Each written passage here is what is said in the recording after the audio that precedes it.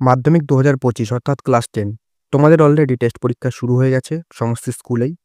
তো আজ আমি তোমাদের সেই টেস্ট পরীক্ষার একটা ভূগোলের মডেল প্রশ্নপত্র নিয়ে আলোচনা করব। তোমাদের যাদের এখনো ভূগোল পরীক্ষা শুরু হয়নি, তোমাদের এই যে মডেল প্রশ্নটা দিচ্ছে, এই মডেল প্রশ্নটা তোমরা যদি পরীক্ষার আগে প্র্যাকটিস করে যাও, তাহলে কিন্তু অনেকটা হেল্পফুল হবে। এর আগে আমি একটা বাংলার মডেল প্রশ্নপত্র দিয়েছি। সেই প্রশ্নপত্র থেকে অনেক প্রশ্ন কমন এসছে, প্লাস তেমন ধরনের তোমরা যদি প্রশ্ন প্রথমেই প্র্যাকটিস করে যাও, তাহলে কিন্তু বুঝে যাবে যে পরীক্ষায় কেমন টাইপের প্রশ্ন আসে বা কেমন করে প্রশ্ন আসে। একটা আগাম প্র্যাকটিস হয়ে থাকবে। আর এটা কিন্তু কোনো রকমের সাজেশন নয় যে এই প্রশ্নপত্রটা থেকে 100% কমন আসবে। এটা শুধুমাত্র একটা মডেল প্রশ্নপত্র প্র্যাকটিস করার জন্য। তোমরা যদি সাজেশন পেতে চাও, অলরেডি কিন্তু চ্যানেলে সাজেশন রয়েছে, সেগুলো দেখে আসতে পারো, তার লিঙ্ক ডেসক্রিপশনে রয়েছে। তো বেশি কথা বাড়াচ্ছি না, তোমাদের সামনে টেস্ট পরীক্ষা। তো শুরু করছি, দেখো। আর এর পিডিএফটা তোমরা কী করে পাবে? পিডিএফটা পাওয়ার জন্য সম্পূর্ণ দেখো, ভিডিওর মাঝখানে বলা হবে তোমরা পিডিএফটা কী করে সম্পূর্ণ বিনামূল্যে সংগ্রহ করতে পারবে। দেখো, মাধ্যমিক ২০২৫ টেস্ট পরীক্ষা ভূগোলের মডেল প্রশ্নপত্র পুরো একদম টেস্ট পরীক্ষায় যেমন প্যাটার্নে প্রশ্নপত্র তৈরি হয়, সেমন প্যাটার্নে কিন্তু তৈরি করা। পূর্ণমান ৯০। প্রথমে বিভাগ ক থেকে তোমাদের প্রথমেই দেওয়া হয় ১৪টা এমসিকিউ। এমসিকিউর ক্ষেত্রে আমি বলবো তোমরা কিন্তু টেক্সট বইটা ভালো করে পড়ো, সেখান থেকে কিন্তু এমসিকিউ পেরে যাবে। এমসিকিউ একটা একটা করে বেছে বেছে পড়লে সমস্যা হয়, টেক্সট বইটা পড়লে কি তোমরা বড় প্রশ্ন প্লাস এমসিকিউ করতে পারবে। তো যাই হোক, বিভাগ ক প্রথমে তোমাদের এক দাগের প্রশ্ন থাকে, বিকল্পগুলি থেকে সঠিক উত্তর নির্বাচন করে লেখো। আমি শুধু প্রশ্নগুলো বলে দিচ্ছি। ১-১ যে প্রক্রিয়ায় ভূপৃষ্ঠের উচ্চতা বৃদ্ধি পায় তাকে কি বলে? ১-২ হিমবাহের ক্ষয়ের ফলে সৃষ্ট একটি ভূমিরূপ হলো।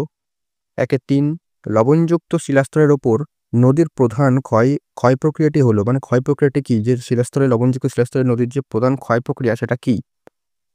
পরবর্তী প্রশ্ন ১-৪ বায়ুমণ্ডলে যে গ্যাসটির পরিমাণ সর্বাধিক তা হলো। এটা কিন্তু খুব গুরুত্বপূর্ণ একটা প্রশ্ন। ১-৫ বায়ুর উষ্ণতা মাপার যন্ত্রের নাম কি? ১-৬ সমুদ্রে ভাসমান বরফের স্তূপকে কি বলে? ১-৭ একটি চিকিৎসা সংক্রান্ত বর্জ্য কি? ১-৮ ভারতের বর্তমানে রাজ্যের সংখ্যা কত? এটা কিন্তু সকলে জানা উচিত। ১-৯ ভারতের সাতপুরা হলো যে ধরনের পর্বত, অর্থাৎ সাতপুরা কি ধরনের পর্বত? আগ্নেয় পর্বত, স্তূপ পর্বত, ভঙ্গিল পর্বত না ক্ষয়জাত পর্বত? ১-১০ ব্যারেন দ্বীপ হলো একটি কি ধরনের দ্বীপ? ১-১১ ভারত থেকে মৌসুমী বায়ুর প্রত্যাবর্তন কবে ঘটে? কোন কালে ঘটে? শীতকাল, শরৎকাল, বসন্তকাল, গ্রীষ্মকাল? ১-১২ পার্বত্য অঞ্চলে মাটি সংরক্ষণের একটি গুরুত্বপূর্ণ পদ্ধতি হলো, অর্থাৎ মৃত্তিকা সংরক্ষণের যে বিভিন্ন পদ্ধতি আছে তার মধ্যে পার্বত্য অঞ্চলে কোনটা বেশি গুরুত্বপূর্ণ? ১-১৩ চন্দন গাছ জন্মায় কোথায়? চন্দন গাছ বেশি জন্মায়? ম্যানগ্রোভ, চিরহরিৎ না সরলবর্গীয়?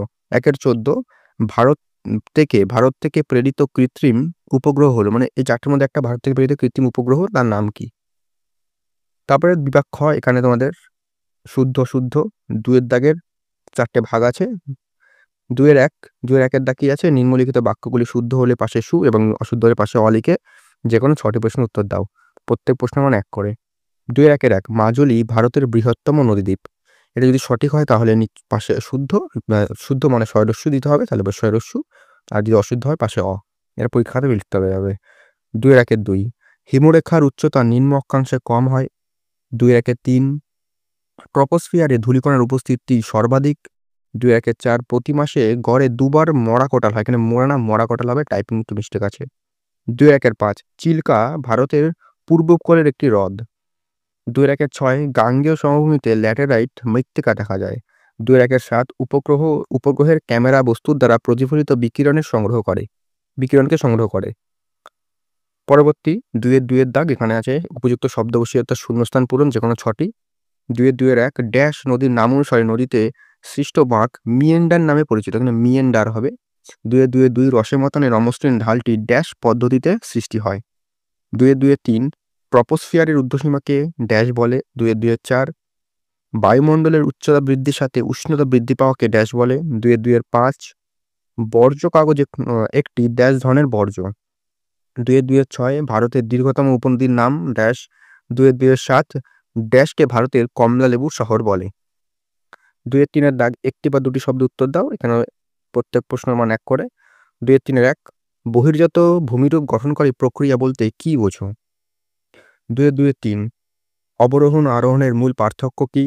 ২-৩ ঘূর্ণিবাতের চক্ষু কোন ধরনের ঘূর্ণিবাতের সৃষ্টি হয়? ২-৩-৪ কোন এককের সাহায্যে সমুদ্র স্রোতের মাধ্যমে জলপ্রবাহের পরিমাণ মাপা হয়? 2-3-5 ভারতের কোন রাজ্যের ক্ষেত্রফলে বৃহত্তম, মানে কোন রাজ্য ক্ষেত্রফলে বৃহত্তম? 2-3-6 কোন বায়ুর প্রভাবে ভারতে সর্বাধিক বৃষ্টিপাত হয়? 2-3-7 দুটি বিশুদ্ধ কাঁচামালের উদাহরণ দাও, এবং 2-3-8 সেন্সর কি এবং কয় প্রকারের?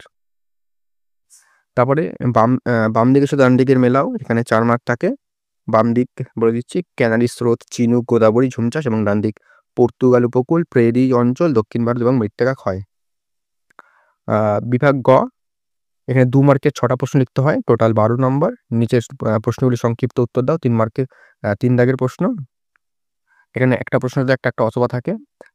3-1 পাখির পায়ের মতো বদ্বীপ কিভাবে সৃষ্টি হয়, অথবা অপসরণ গর্ত কিভাবে সৃষ্টি হয়? 3-2 জলবিভাজিকা কাকে বলে, অথবা ইনসেলবার্চ কাকে বলে? 3-3 বর্জ্যের পুনর্ব্যবহার কাকে বলে, অথবা কম্পোস্টিং বলতে কি বোঝো? 3-4 সামাজিক বনসৃজনের 2টি উদ্দেশ্য লেখো, অথবা ভারতের মরু উদ্ভিদের 2টি বৈশিষ্ট্য লেখো। 3-5 ধাপ চাষের গুরুত্ব কি, অথবা অনুসারী শিল্প কাকে বলে? 3-6 বিশুদ্ধ কাঁচামাল কাকে বলে, অথবা ভূবৈচিত্র্যসূচক মানচিত্রের সংজ্ঞা দাও। পরবর্তী বিভাগ ঘ, এখানে 3 মার্কে 4টে প্রশ্ন লিখতে হয়, টোটাল থাকে 12 নম্বর। এখানে প্রত্যেক প্রশ্ন অথবা থাকে 4 দাগে। 4-1 সব নদীর মোহনায় বদ্বীপ গড়ে ওঠে না কেন, অথবা গিরিখাত ক্যানিয়নের মধ্যে পার্থক্য লেখো। 4-2 মৌসুমী বায়ুর ওপর জেট বায়ুর প্রভাব লেখো, অথবা স্থলবায়ু ও সমুদ্র বায়ুর পার্থক্য লেখো। 4-3 খাদার ও ভাঙ্গারের মধ্যে পার্থক্য লেখো, অথবা পেট্রো রসায়ন শিল্পকে আধুনিক শিল্পদানব বলা হয় কেন? 4-4 উপগ্রহ চিত্রের 3টি গুরুত্ব আলোচনা করো, অথবা জিওস্টেশনারি ও সানসিনক্রোনাস উপগ্রহের পার্থক্য লেখো। এবং বিভাগ উম, এখানে 5 দাগের 5-1 যে কোনো 2টি প্রশ্নের উত্তর দাও। 2টো প্রশ্ন লিখলে 5 মার্ক করে একটা প্রশ্ন, টোটাল 10। 4টে প্রশ্ন, তার মধ্যে 2টো। এই 4টে প্রশ্ন কিন্তু সবচেয়ে বেশি গুরুত্বপূর্ণ টেস্ট পরীক্ষা প্লাস ফাইনাল পরীক্ষার জন্য। এখান থেকে কিন্তু বেশিরভাগ স্কুলেই প্রশ্ন দেওয়া হবে। 5-1 বায়ু ও জলধারার মিলিত কার্যের ফলে সৃষ্ট 3টি ভূমিরূপ চিত্রসহ আলোচনা করো। 5-2 বায়ুমণ্ডলে উষ্ণতার তারতম্যের কারণ আলোচনা করো। 5-3 জোয়ার ভাটা সৃষ্টির কারণ ও ফলাফল আলোচনা করো। 5-4 বিভিন্ন প্রকার বৃষ্টিপাত সম্পর্কে আলোচনা করো। 5-2 যে কোনো 2টি প্রশ্ন উত্তর এখানে 2টি লিখতে হবে। 5-2-1 দৈর্ঘ্য ও প্রস্থ বরাবর হিমালয় পর্বতের ভূপ্রকৃতির বর্ণনা করো।